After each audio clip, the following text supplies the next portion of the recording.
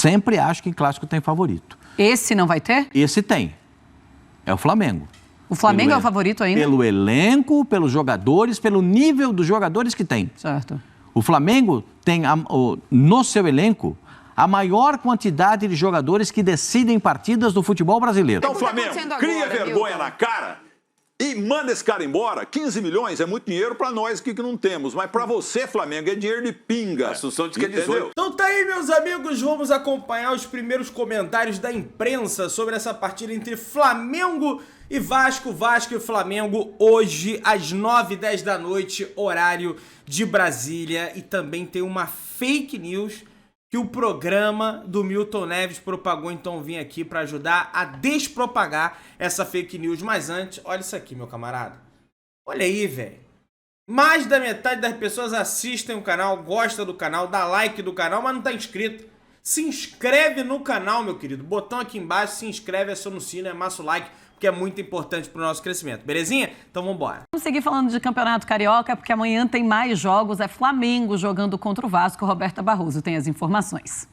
Fãs de esporte, Flamengo e Vasco se enfrentam nesta segunda-feira no Maracanã pelo jogo de ida da semifinal do Campeonato Carioca. Como terminou em segundo lugar na tabela, o time da Colina tem a vantagem e joga por 2 resultados iguais para avançar à final do estadual. Pressionado, o Flamengo vem de 2 derrotas seguidas em clássicos diante do Vasco e também para o Fluminense. Além disso, deixou 3 títulos pelo caminho nesse início de temporada. Para encontrar a paz, precisa vencer. Alvo de críticas, o técnico Vitor Pereira tem retornos importantes para essa partida. O atacante Pedro está 100% recuperado das dores na coxa. No Fla-Flu ele ficou no banco de reservas, mas deve iniciar na equipe titular diante do Vasco. Thiago Maia, recuperado também de uma lesão no tornozelo, está à disposição do treinador. Já Davi Luiz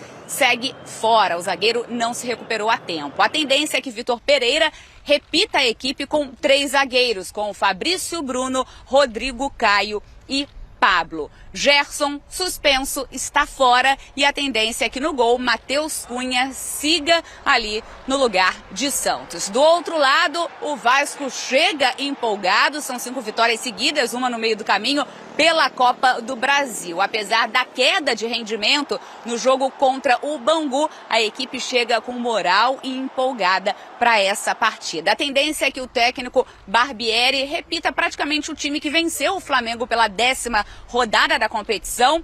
Miranda deve seguir desfalcando o time com um problema no tornozelo. Capasso, então, deve atuar ao lado de Léo. Inclusive, o lateral Lucas Piton e o zagueiro Léo foram poupados diante do Bangu, porque eles têm 2 amarelos. Então, Barbieri preferiu preservar esses 2 atletas. O Vasco precisa melhorar principalmente a pontaria em cobranças de pênaltis. Foram 3 desperdiçadas nesse campeonato carioca, inclusive uma diante do Flamengo.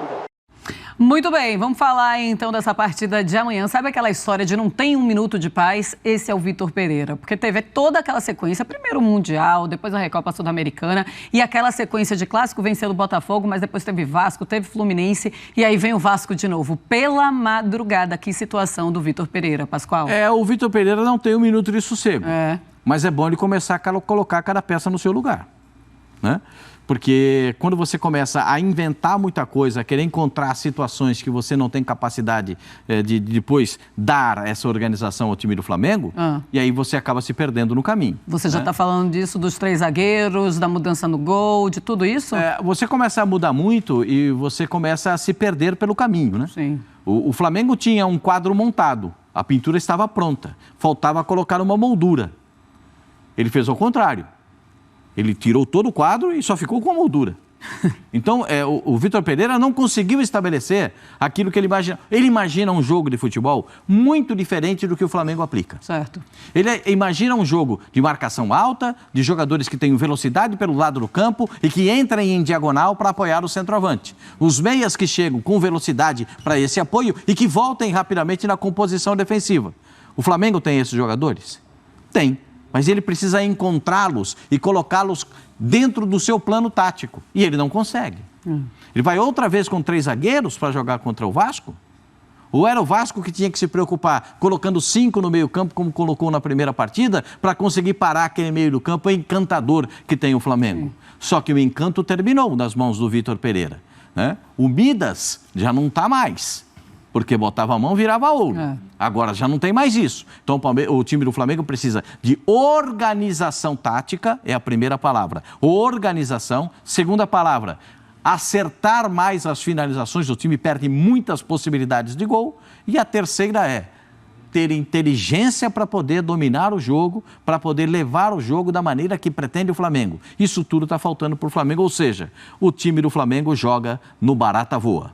Pois é, a gente ficava sempre na temporada passada, a gente olhava para o Flamengo e era muito difícil a gente olhar para uma equipe adversária e falar, esse time é favorito jogando contra o Flamengo. Já foi assim contra o Fluminense, a maioria dos nossos comentaristas achou sim que o Fluminense era favorito jogando contra o Flamengo. E eu te pergunto, na partida contra o Vasco é favorito para vencer o Flamengo? Não, eu acho que esse jogo é taco a taco. Mas eu sempre acho que em clássico tem favorito. Sempre acho que em clássico tem favorito. Esse não vai ter? Esse tem. É o Flamengo.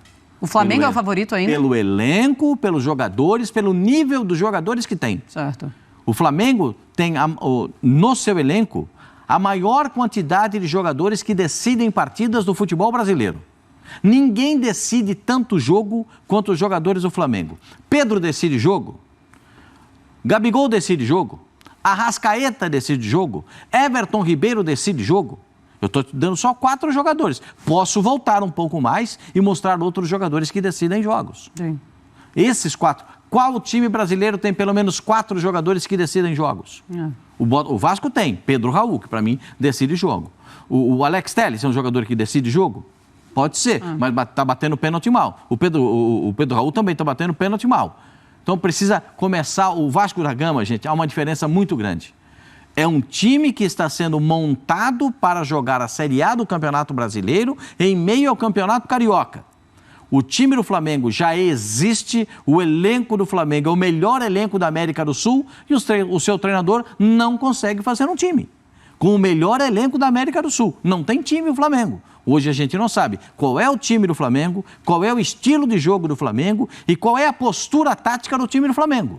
A gente não sabe. Sim. Porque o treinador muda a cada momento. E você mudando a cada momento, você não dá o chamado padrão de jogo para o seu time e não encontra as referências que lhe dão as definições. Nesse caso, então, a gente vê um Vasco mais estruturado do que o Flamengo. É um Vasco que acabou de jogar com o Flamengo, então conhece seus segredos, um Flamengo que conhece o Vasco também. Então, pensando assim também, é um Vasco que sabe os segredos do seu adversário. Também tem isso. Por isso que o Vasco entrou com a opção de fazer uma marcação muito forte no meio-campo naquela primeira partida, para não dar espaço para o time do Flamengo. Agora, se o Flamengo for jogar dentro da característica do treinador, vai jogar com o Matheus Gonçalves, vai aberto de um lado, Cebolinha aberto do outro, e aí traz do jeito que ele está jogando. O Pedro vai jogar? Pedro está à disposição. Está voltando. Então, e quem vai jogar de centroavante? Porque do estilo dele, são 2 pontas e um centroavante.